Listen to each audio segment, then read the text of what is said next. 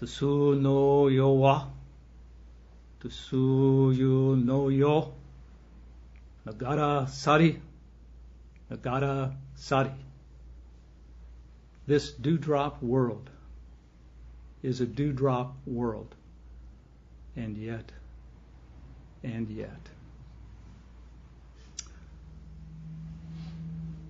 Is Gilkerin here? She was training me. There you go. Thank you. How did I do?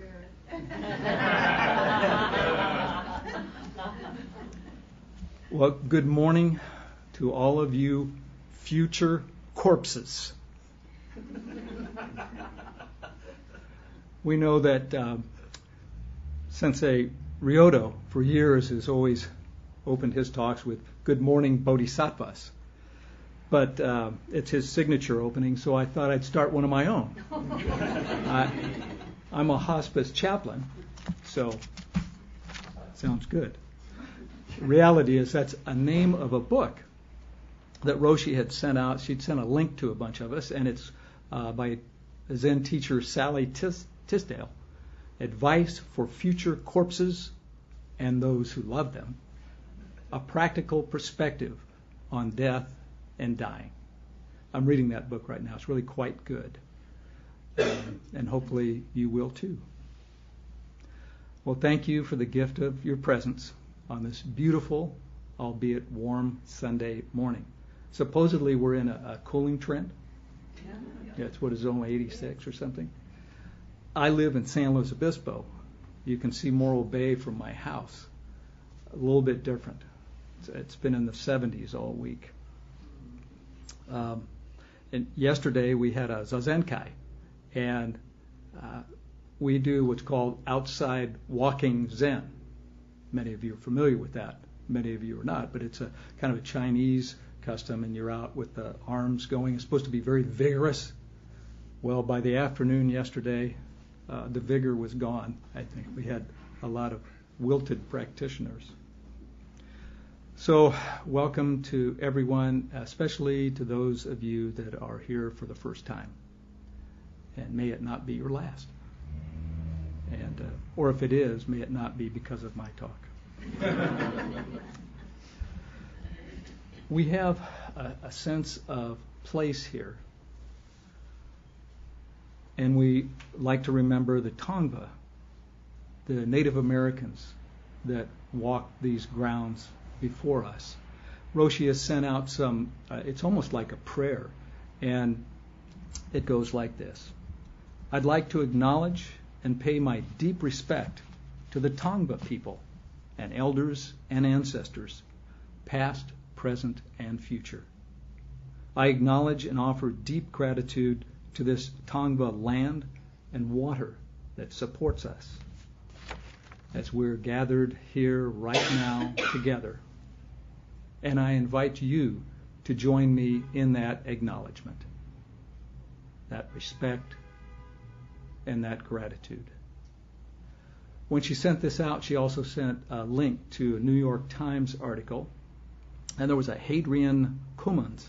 He's a co-founder of the Lenape Center, which is a Native American group back in New York. And I like what he said. We're part of a living being. Earth is a living entity. So in acknowledging land, what we're really doing is acknowledging life. Not nationalism, not patriotism, life. We started this at the San Luis Obispo Zen Circle too, just this last Thursday, where when there's talks or any kind of ceremonies, we we acknowledge the Chumash, and the Chumash are the Indians in my neck of the woods, our neck of the woods up there in San Luis Obispo. They came down to Santa Barbara, actually into LA, the LA area as well. Now, we're particularly blessed in that we don't have as much concrete and pavement. So we're able to go out to, there's a state park, Montana de Oro, and actually walk on ground, the same ground of our forebears. So this morning, what I wanted to do is unpack a little bit this idea of impermanence. And this is kind of a staple with Buddhists. Impermanence, death, and the and yet. Now, Buddhists in general, we tend to kind of deal with these things more than perhaps most groups. Oftentimes, there's an elephant in the room. As a chaplain, a hospice chaplain, I work with families. Loved ones are dying, and that elephant is still there. They don't want to talk about it.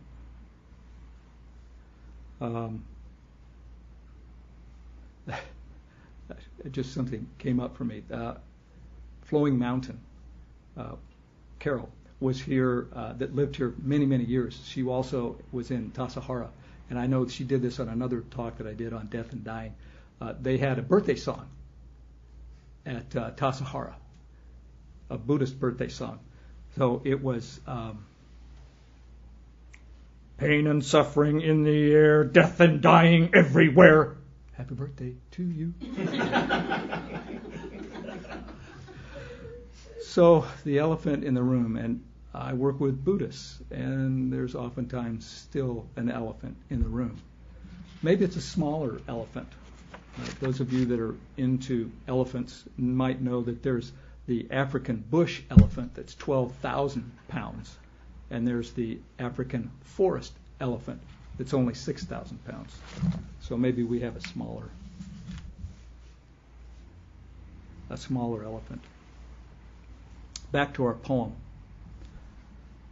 This was one of Kobayashi Isa's most well-known poems. And Isa was one of, they called the Great Four haiku poets. And Basho, many of us know Basho, Busan, and Shiki. Isa was particularly prolific. He wrote 20,000 haiku. Basho, who's probably the most well-known, only wrote 2,000. So he was not unlike Dogen Zenji, who was the founder. I know that we've got new people here, the founder of our Soto Zen lineage, one of the co-founders. And he wrote this work of art, we call it a work of art, the Shobogenzo. And I do a lot of work with Christians. And we have our devotionals, and that one of them is reading through the Bible in a year. So you read so many verses. And the Shobogenzo has taken me longer than a year to get through. It's been quite a while. So Isa's poetry is often very, very childlike and very simple.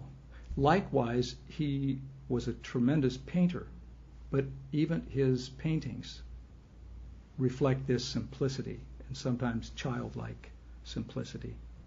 And I loved what I love about him. He wrote on, they said, plants and the lower creatures.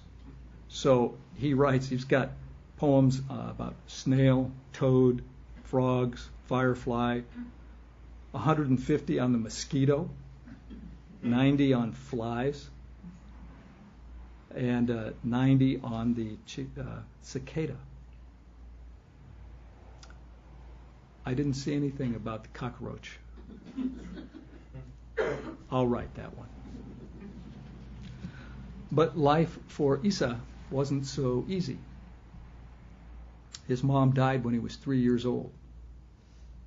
For a while lived with his grandmother, and things were pretty good. She was doting on him.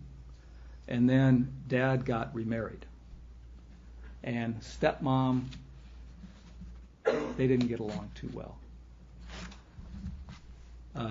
He was sent away, and then Dad died. And for years they were tied up with in legal wrangles, trying to manage the estate. There was a property involved, and so after years he finally gets half of the land. Then he marries Kiku, another period of bliss, and then tragedy hit again. He wrote another version of this in 1817. It's a dewdrop world. Surely it is. Yes, but. And that was written on the 1-year anniversary on the death of his firstborn child, Santaro. 2 years later, he revises it. But he revises it when he's speaking about the death of his second child, his daughter, Sato. So, according to Buddhist teaching, life is as fleeting as a dewdrop. So, one should not grow attached to the things in this world. People, Mercedes, whatever it might be. But Isa adds that phrase, and yet. His human heart still clings to his daughter, Sato. She died of smallpox. There was a writer that wrote about Isa, and he said, he gave a summary. Isa says, I know the world of dew is just the world of dew, yet I feel pain. I'm alive.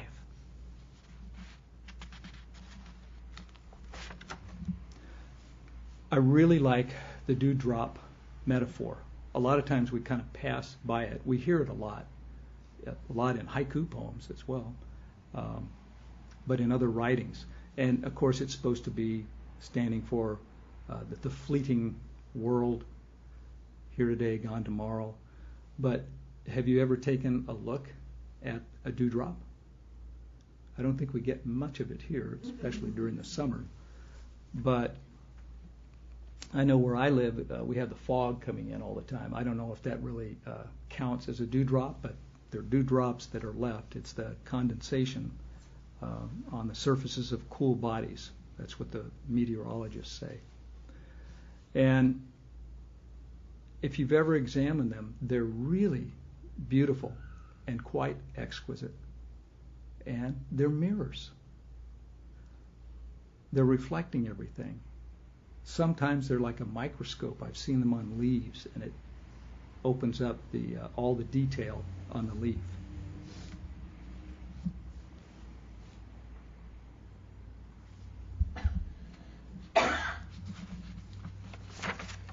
So, as Buddhists, we focus on overcoming, grasping in this impermanent world.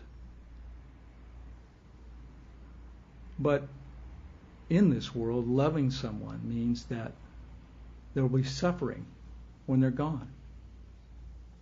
And Isa perfectly captures this contradiction.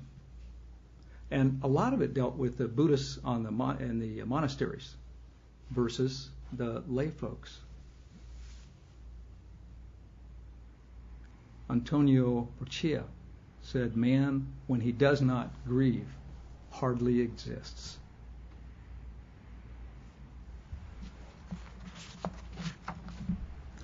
So I wanted to do some research, find out more about this impermanence. Let's see if I can figure this out.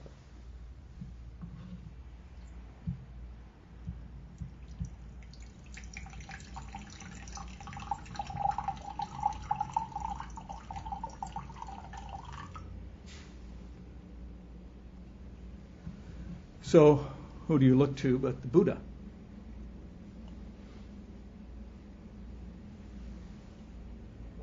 In Buddhism, we have all these lists, as many of you know, and one of the lists is the 3 marks of existence. This is very core in Buddhism. And impermanence, anicca, unsatisfactoriness, or suffering, dukkha, and non-self, anatta. They're mentioned in the early text, the Dhammapada, which comes out of the Pali canon. And of course, the issue is that we're subject, we humans are subject to delusion about these, and hence that's what gives rise to our suffering. It's also the central theme in the Four Noble Truths and the Noble Eightfold Path, or as Roshi Burney says, the Four Noble Opinions. So in the canon, Buddha's at his death, or when he's about to die, Ananda was his attendant. Had been with him for over 20 years, 25 years. Day in and day out, serving him. But when the master's end was near, Ananda was crushed. When he was weeping, the Buddha told him, "Enough, Ananda, do not grieve, do not lament. For have I not taught from the very beginning that with all that is dear and beloved, there must be change, separation, and severance. Of that which is born, come into being, compounded, and subject to decay, how can one say, may it not come to dissolution? There can be no such state of things. Now, you should put forth energy, and soon you too will be free from the taints." Then, as he's just about to die, he's still teaching. He's talking to his monks, and he asked them whether they had any doubts or uncertainty about the Buddha, Dharma, and Sangha, or about the path of their practice. He asked them 3 times. They were silent. And then the Buddha addressed them, saying, "Behold now, bhikkhus, the monks, I declare to you all conditioned things are of a nature to decay. Strive on with earnestness." Those were his last words. There's a parable, some of you I'm sure know it, parable of the mustard seed. And those of you that have a Christian background or are Christians will know that there's a parable of the mustard seed in the Bible as well. And that's where Jesus describes the kingdom of God like a mustard seed that is tiny but grows into a giant tree. So our parable of the mustard seed is a little bit different. In a Buddhist story, there's a young woman, Kisagotami, and she comes from a very poor family. It's kind of a storybook story, and marries into a well-to-do family. But her in-laws don't like her much. She's not respected until she has a son. And then suddenly things are good. She's born a son for the family. Well, not long after he's born, I'm told it's when he was a toddler, he dies. And she is, as you can imagine, absolutely beside herself with grief.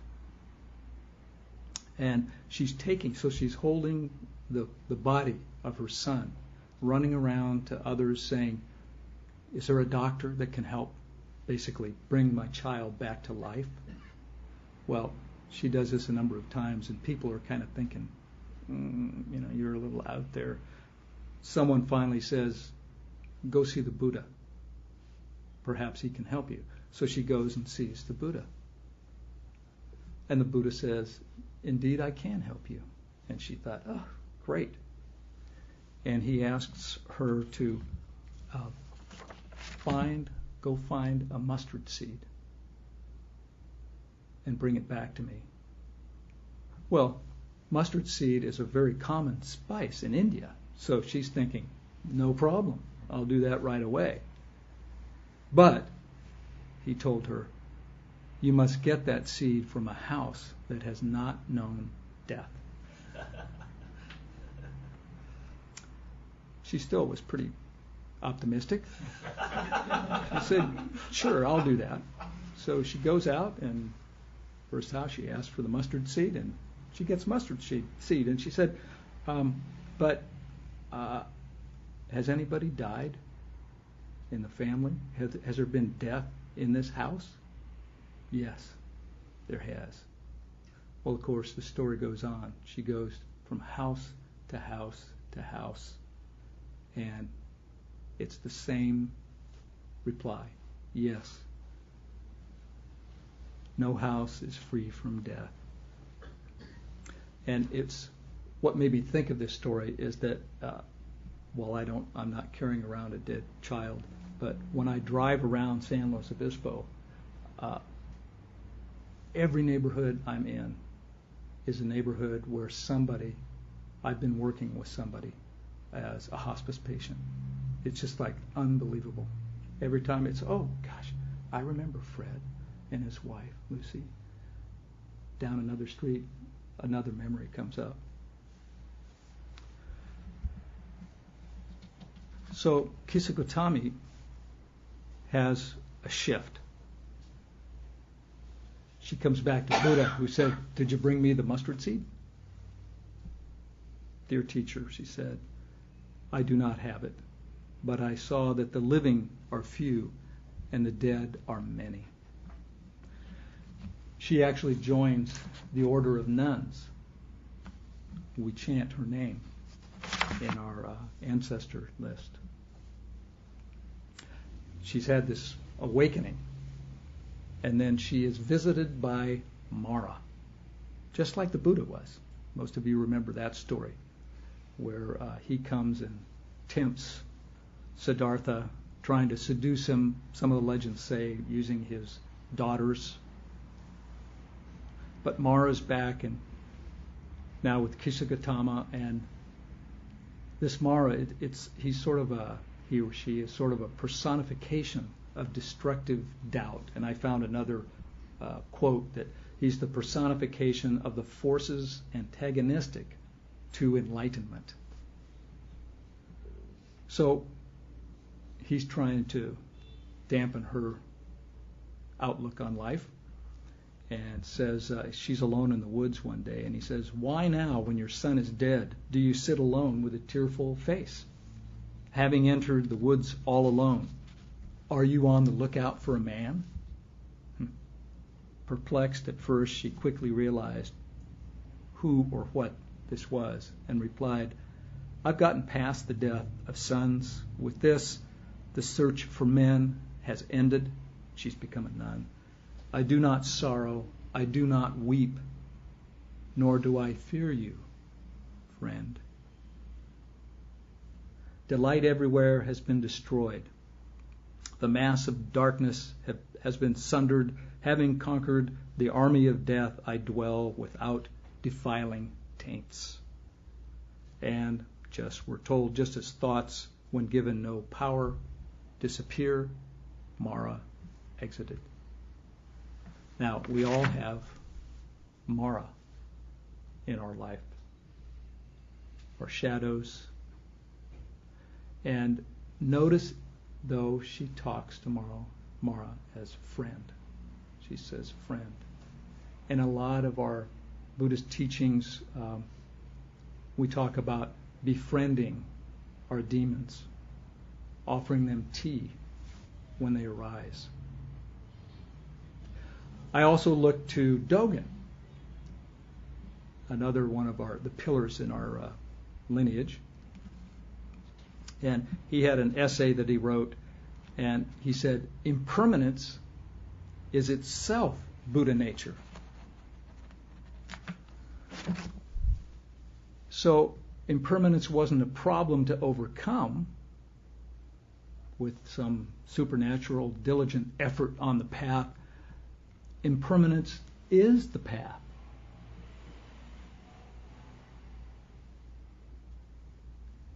He wrote, "To what shall I liken the world?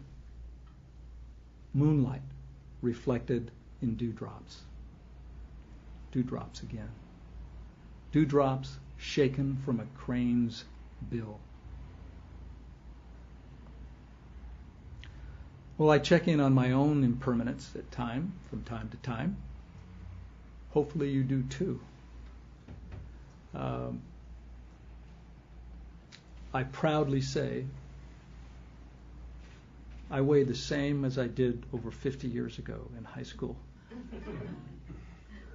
I exercise, I do yoga, I have a vegan lifestyle, and yet,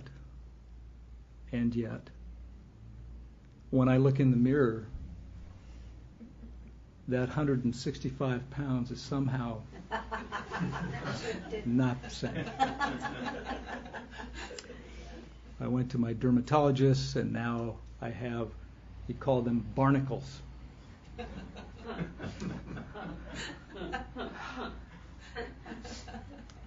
My cholesterol is up. It's hereditary.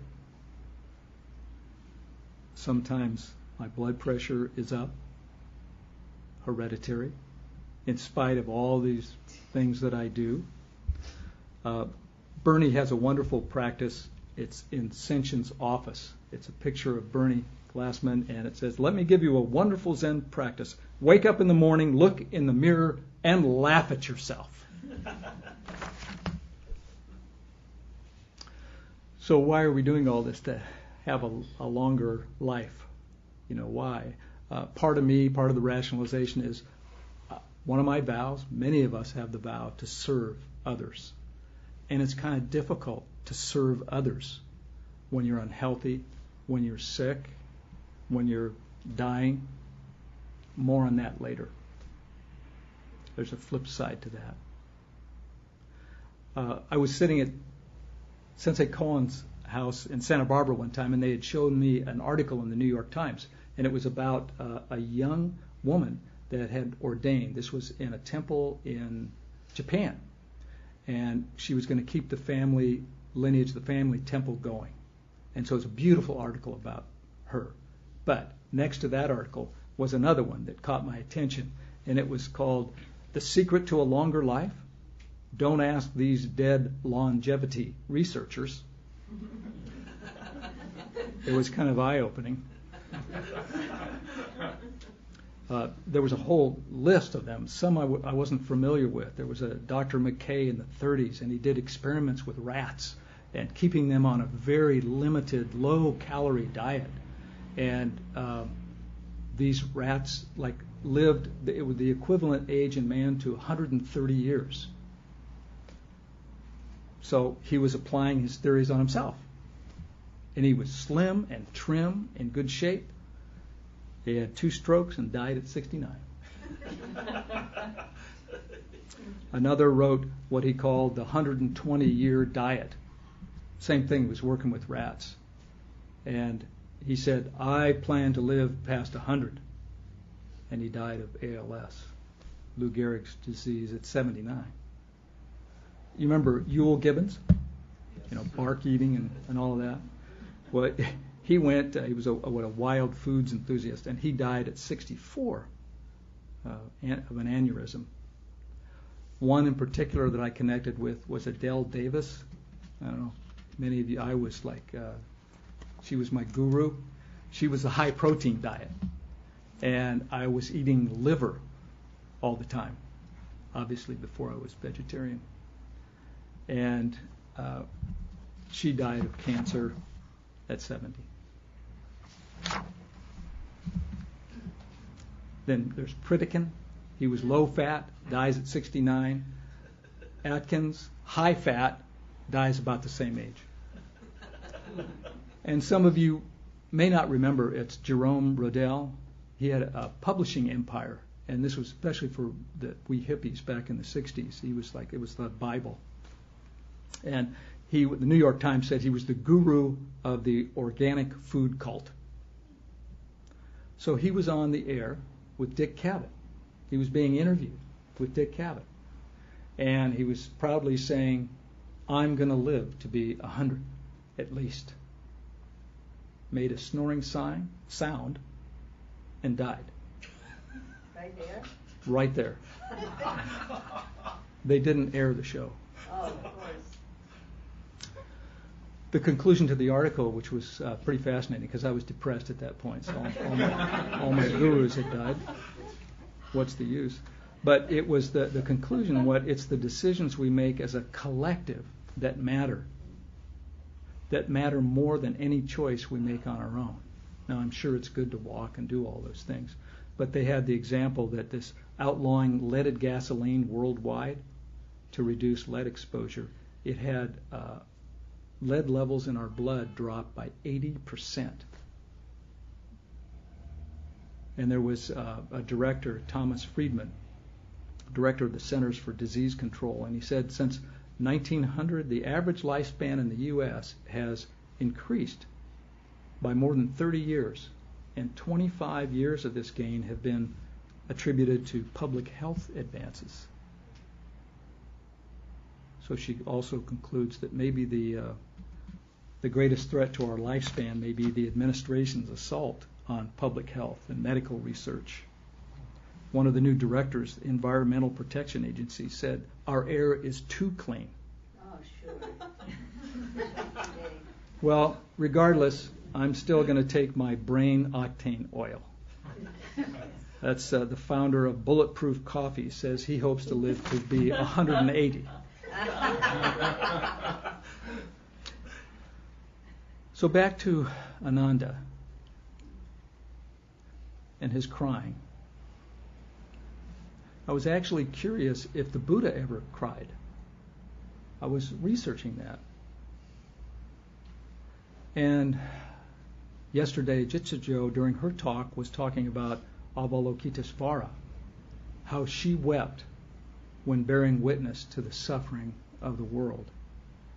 The only thing with Buddha that I could find was there's a weeping Buddha statue that shows Buddha in a bent over position, fetal-like, covering his face with his hands. But the story doesn't, when I read about it, the story doesn't really connect to Buddha. It's there were two warriors that are associated with this weeping Buddha, and both of them used masks as their costumes as they fought one another. And finally, the one slays the other. They take off masks, and lo and behold, he has just slain his own son. So the Buddha, what I did find is he was saying, don't cry. Thich Nhat Hanh has a biography, Old Path, White Clouds. And in that story, there was a king that passed away, which was Buddha's father. He closed his eyes and passed away. The queen and Yasodhara began to cry. The ministers that were surrounding them were sobbing in grief.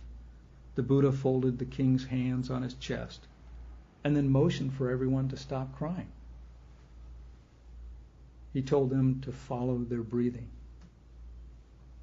And at the funeral, he said, "A person who has attained the way looks on birth, old age, sickness, and death with equanimity." So for me, as I was sitting with this, it became kind of a dichotomy, to cry or not to cry. Because so many of our teachers are talking about, embracing these emotions, not running from them. And so where I finally got my answer, modern day Buddhist Bernie Glassman. And for those of you that don't know, Bernie Glassman was actually affiliated here, was a teacher here, and is now in New York. And more on him a little bit later. But he makes it clear, at least he did to me. And that was, he asks about the role of the bodhisattva, and that role is to bear witness. And he said, the Buddha can stay in the realm of not knowing, the realm of blissful non-attachment. The bodhisattva vows to save, we say serve, the world, and therefore lives in the world as it is, with all the peaks and valleys that we all experience. And of course, not knowing, bearing witness, and taking action. The bearing witness is to the joy and suffering that we encounter. He said that rather than observing the situation, we actually become the situation. We become intimate with whatever it is. Disease, war, poverty. And he does make a reference to tears. He said, in my experience at bearing witness retreats on the street, he does street retreats, and at Auschwitz, tears fall. However, the tears aren't frantic tears that can't accept what I'm seeing. They're a gentle opening to fully embracing, experiencing the range of experience. I know I wept at Auschwitz. I made actually a correlation with Jesus. In the scriptures, there are 3 times that they recount Jesus weeping. And what was interesting for me is that it's just like Bernie talked about the Buddhist realm and the Bodhisattva coming out of that to come into the world. Well, there's kind of a parallel there with Jesus, incarnate, God incarnate, coming into the world to be with us. And one of the situations was the death of his friend Lazarus. And he wept, but it wasn't because he was the sadness for the death of Lazarus, because he knew he was going to bring him back, the story as he brings him back from the dead. But he's weeping because he sees Mary and others and their grief, and that's what grabs his heart. And then the second time was he was approaching Jerusalem and thinking of all the lost souls there. He saw the city and wept over it. And this was 40 years later, more than 1 million residents of Jerusalem died in one of the most gruesome sieges in recorded history.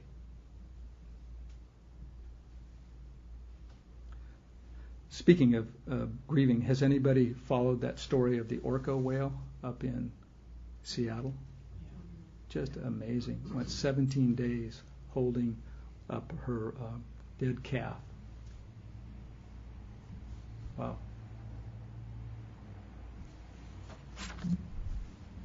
So there are many stories about death and impermanence bringing us to practice, just like Kisugotami.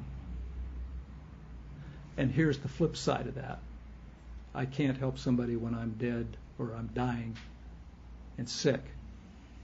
But the reality is they can be some of our greatest teachers. A lady that I worked with for years, Lori Adolph, was the head of the hospice program at the prison that I work at, California Men's Colony. She has a poster in her office, and it says, "The dying are our best teachers." And I see this with families that I work with, because so often they haven't dealt with these things. This is it. Now they've got a loved one that's about ready to pass away.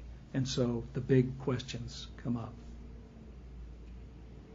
We deal with what's called anticipatory grief all the time. And that's grief reactions that actually occur before the impending loss. And they can be felt, of course, by the family members, but they can also be felt by those that are dying, having this anticipatory grief. I'm losing my children. There's separation, feelings of separation. I've lost control. And there are many stories. And of course, we all know the one about Buddha's own story. He goes outside the palace, witnessing old age, sickness, and death. Spins around, and off he goes on his spiritual journey. Dogen, there's a great story. His mother died when he was 6 or 7, and at the funeral they place incense, and the smoke is rising, and he has this realization of the impermanence of life, and that sets him off on his journey. He vowed to leave home and seek the meaning of life and death. And look what he's given us. One of my hospice patients' name was Michael Miller. He was a distinguished teacher at the California Men's Colony, Cal Poly at the university in the art and design department. And Michael and I sat, he was actually listed as a Buddhist, and we would meditate together. He had brain cancer. He was only 65 years old, and eventually started losing his ability to speak, but we were always together. And his funeral was attended by hundreds and hundreds. He was really a loved teacher at Cal Poly. One of his colleagues wrote, "I have known many brilliant minds in my academic career, but it is rare to find someone like Michael who combines sharp intellect and wit with a deep sense of caring for people. He was the real deal, a humane, ethical, and compassionate human being." About 2 weeks ago, we had some visitors to our Thursday meditation group, and a woman walked up to me, and she said, "I'm Tara Galanti. You may not remember me, but you were the chaplain that worked with my husband, Michael." Her whole life, she's now devoted to Tibetan practice. She's devoted her life to her practice.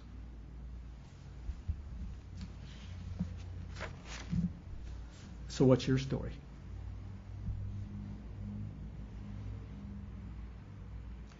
It's an old Yiddish saying that sometimes you need a story more than food. And telling our stories and having others listen to us, it's a powerful way to gain a new understanding of your own life. And I get to spend so much time, we call it a life review, so with the patients, where you sit and you listen and listen to what arises. We even have we'd have to do all this charting, and there's a line, facilitate life review and validate life accomplishments.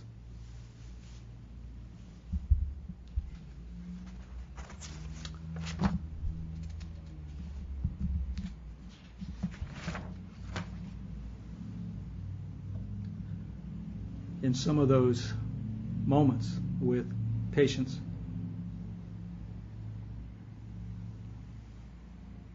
they talk about regrets.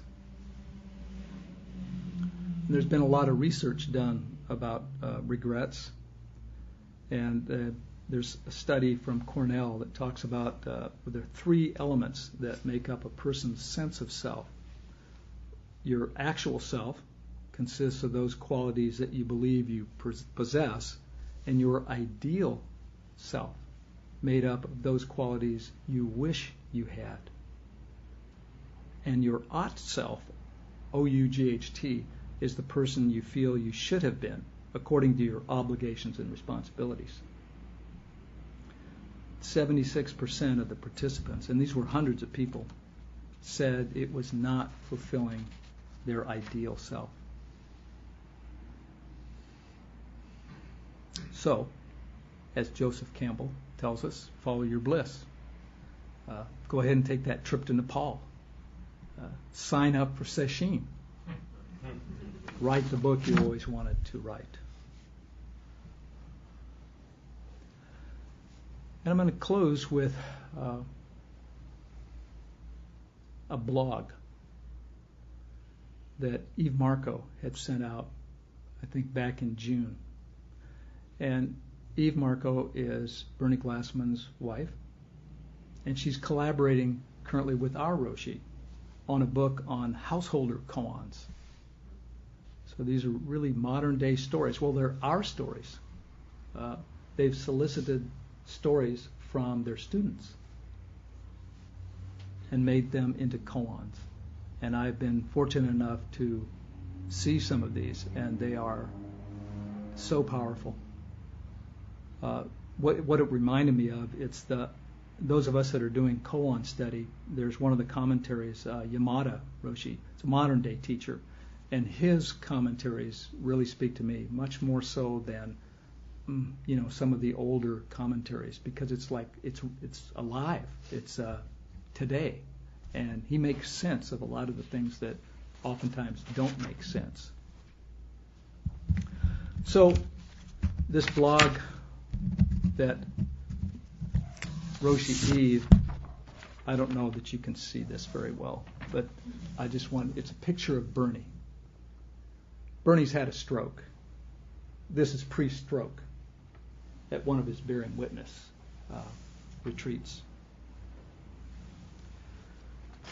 And she wrote, "Usually I feel on top of things. I don't mean that literally, like Eve sitting on top of a tall pile consisting of spring, teaching, writing, walking, cooking, caregiving, organizing, or doing laundry. I mean that life fits into a schematic that's familiar, clear, orderly, with rules and often centered around me." And then a photo comes up, like the one posted on Facebook by Monica Winkleman. That's the photographer. And it's as if someone punched me in the stomach. You look and you can't believe your eyes. Did he really look so good once? Did he really look so happy, so engaged, so interested, so there? Did he really have that sturdiness I always noticed? The strong body, the big shoulders, ruddy face, alive eyes, the self-containment that, to those who knew him closely, could explode with new ideas and activity at any moment. Is that the same man? This one photo is worth 10,000 words about changing causes and conditions. 100,000 words about karma. Who cares about any of that? Look at the flesh on his cheeks, the high, pulsing forehead, the combination of humor and watchfulness in his eyes. The photo lies next to the photo I took of the wound on the bridge of the man's nose over the weekend, the one I sent to the surgeon in Springfield. Bernie has cancer on his nose. No, don't talk to me about changing conditions or impermanence, because words just get in the way of that punch in the belly. The sudden, stunned inhale. I have never gotten used to seeing Bernie post-stroke. There hasn't been a morning since that day in January 2016 when he walked to the hallway. I looked up and nonchalantly thought, oh, that's Bernie, as if it's the same man I've known since 1985. There's no new normal to which my brain can condition itself. Only the punch in the belly.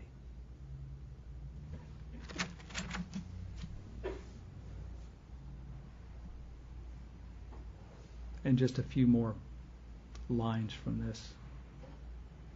Eve wrote, "Do you know what courage this man has? The courage to take one labored step after another. Make his breakfast slowly. Get the cereal from the closet. Open envelope with one hand. Get bowl from closet. Empty cereal into bowl. Open refrigerator. Get milk container and open with one hand. Pour into bowl. Put hot cereal in the microwave. Careful with the heat when you take it out. Scoop out peanut butter and peel banana with one hand. Slice, put in the bowl. Bring bowl very slowly to the table. Go back, make coffee, bring to table. All with one fucking hand."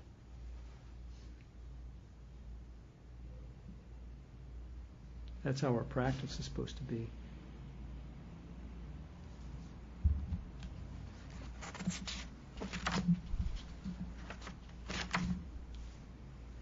Ryokan, another one of my favorite haiku poets, wrote, "Life is like a dewdrop," there it is again, "empty and fleeting. My years are gone, now quivering and frail, I must fade away. My talk is gone, and now I must fade away." And can we have some time for some discussion, comments, questions? And Did I understand when you're caretaking someone in hospice that you do a life review with them? yes, yeah, that's kind of the staple. And it's part of that, usually it's early on in the relationship as well, and it's to help build a trust relationship. So you get to know the person and you share stories, but mostly listen to their stories. Yeah, it's very powerful. Does that help them face what's before them? Well, there was a famous consultant in the Alzheimer's world who said, when you've met one person with Alzheimer's, you've met one person with Alzheimer's. That's the same thing with death. Everybody just absolutely so different. I don't know if that helps, but it's case by case. And I've said this many, many times. So many of us are tied into these three tenets, but that is the jewel. You walk in every time, same patient, different visit, not knowing. Let it all go. And just bear witness to what's arising for them right now. And of course, there's lots of changes that you witness going on as they decline. Yes? There was an article in the Lionsgate, Death as Our Greatest Teacher, and the thing that stood out for me, I forget the author, but what stood out for me was death faces us with our own ego in a way that nothing else can do. How we respond, or the reality of impermanence, and if you could speak to that a bit, that would be helpful. Well, I think I did. Yeah. Yeah, again, it's a case-by-case basis because some people really do go inward when this happens to them. Other people don't. Other people just, we had, it was one of my colleagues, Berkeley, had a family, and the guy that was the patient that was dying was this guy that he had been a son of a bitch his whole life. And the family wanted a beautiful exit.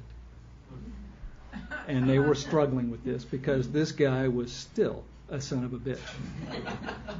And Berkeley had a talk with them, and he said, you know, it's all about being okay with things not being okay. And I'll never forget that. And kind of that's our practice. So many of us have, through this practice, been doing it for years. And we go through some pretty tough trials and tribulations. And boy, does the practice help. I hear that time and time again from people saying, if I didn't have this practice, I couldn't do this. And I kind of feel the same way about the hospice work. If I didn't have a practice, I don't know that I could do the work. But coming at it from the three tenets allows you. And I talked some time ago about serving. You know, there was I can't remember her name, but there was a scholar that was saying that basically we have three outlooks in life. There's a helper, a fixer, and a server. And the helper implies that there's weakness. The fixer that has that attitude is implying that there's something broken. When you go to serve, it's a two-way street. You get as much as the other person. And I really feel that, you know, in my heart of hearts. The other two, dealing with things from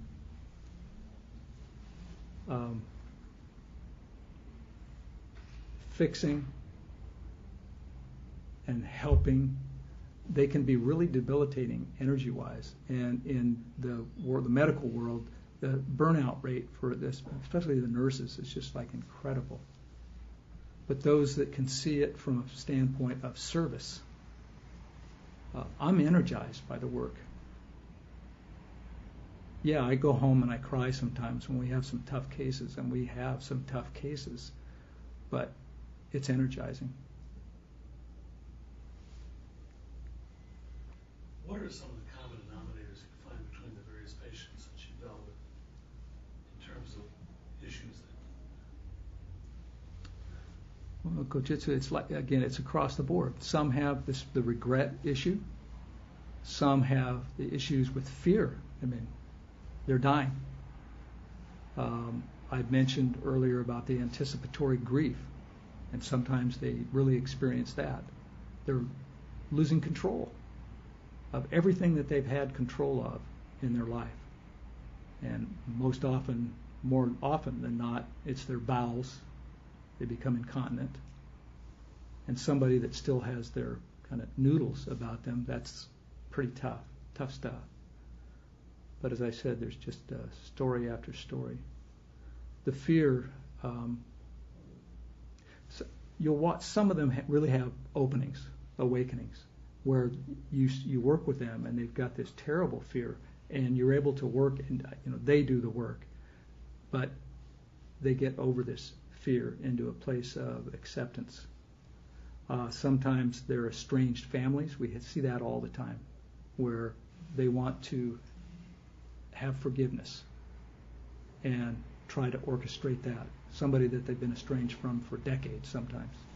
So it's just, that's also what keeps the work kind of interesting. It's always so different. All the time it's different. We have I do a council group at the prison, and once a week. And the prompt last week was, and the inmates do this, but they asked, it was fear. What do you fear? Most of them were fear of dying, in the prison before they had a chance to get out. One in particular that really struck me was, I have a fear of losing hope.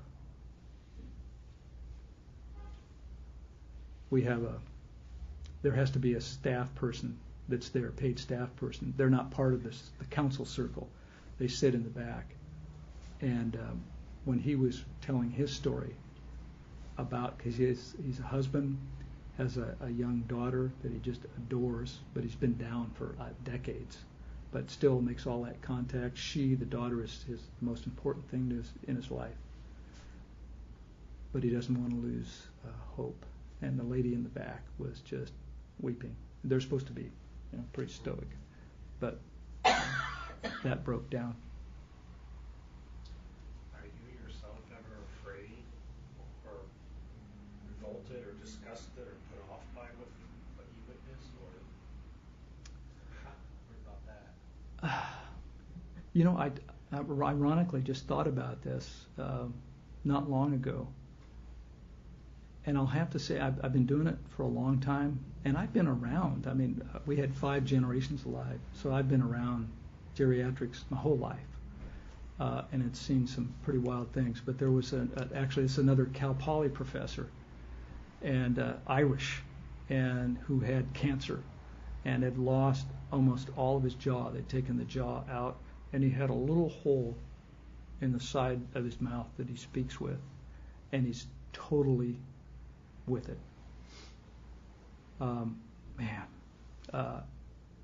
I think that turned a lot of people off, but I don't know. I was loving him and hugging him, and of course he's Irish, so I happen to love Ireland. So I was like beside myself, talking about Yeats and trips to Ireland and all of this, and he has a heavy Irish accent, which I can understand, and most of the nurses couldn't even understand the guy. But no, I haven't run across it. You do what needs doing. We're not supposed to really do like the body care, wound care, that sort of stuff. But I remember walking in, and the patient, the poor wife, is there trying to clean up this, her husband. There's shit everywhere. Well, in you go. Yeah, so I can't think of anything where I was like just couldn't face it or couldn't look. They're people. They all had, they had lives, they had children, they had parents, and I love them. Maybe that sounds corny. Okay, yes?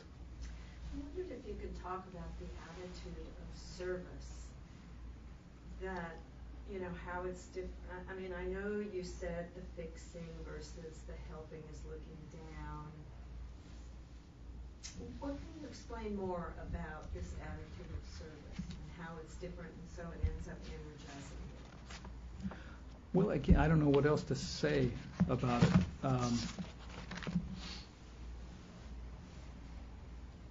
Frank Ostaseski, who has a great book out right now. I have a workshop with him. He was one of the co-founders of the Zen Hospice Project in San Francisco. And he talks about that. He says, I don't like the old word caregiving. I don't like the word caregiving, which is kind of what we use. I like the word service. So the idea is that service speaks to the heart of intention. It's an embodiment of unselfish values. I have one of his quotes right here. And the action that springs from wisdom. And when he wrote that, I just said the three tenets: not knowing, bearing witness, taking action. And that's service. I don't know if that helps or not. There's something that came up for me about that is separation. So fixing and helping, there's kind of an object. Yes, But dualism. in service, there's no separation. Right. And so I took care of my mother for many months before she passed away. And I finally, this is years and years ago, but I had never experienced utter lack of separation. I mean, utter kind of identity with what It's was intimate. going on. It's supremely intimate. And so that's the sense that I feel for service as above. I knew I wasn't going to help her or fix her for sure. Right. Yeah. Right. Yeah. And sometimes you'll see people make that shift because there's still hope. And sometimes they don't make that shift. And of course, we're dealing with family caregivers. That's a real issue. And the idea is they need help so they can be the son and not the caregiver. So there's a lot of those issues with burnout with family members. I'm dealing with that right now with my family, and I can see the fixers in a situation it's a situation of dying, over time, Yeah. and just see throughout my family the different kind of degrees of sense of serving and hope and no hope, and how that fits in. The energies around this death are quite complex, actually. Yeah. In the family. Yeah. And seen lots of situations like that where it's very complex. Also in the attorney's office, families that have been like this, and suddenly death is there, and money's involved, and that becomes like that.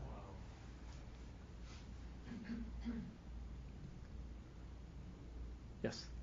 I just want to thank you for reading that poem. A couple months ago, I was reminded of that poem and ended up kind of reading it, and I think it stayed with me for days because I almost can't think of a more simple way of expressing that. And Yes, exactly. It really speaks to that quandary of that practice helps, but practice can't cure. Right. And yet it really helps. And there's so much in there, even though it's so simple. So I'm glad you brought it up again. Thank you. Okay, I think it's time to eat.